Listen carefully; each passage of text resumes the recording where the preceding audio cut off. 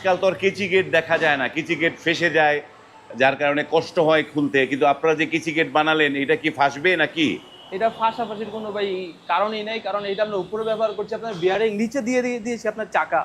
উপরে বেয়ারিং, নিচে চাকা, হ্যাঁ। দুই দিকে করা। এটা তো ভাই কি এসএস দিয়ে করা নাকি ভাই? এটা পুরোটাই এসএস, আপনার যা দেখতেছেন আপনার এগুলা সবই আপনার এসএস, সব এসএস? বাই গড, এটা থিকনেস কিরকম, মানে শক্তপোক্ত কিরকম হবে?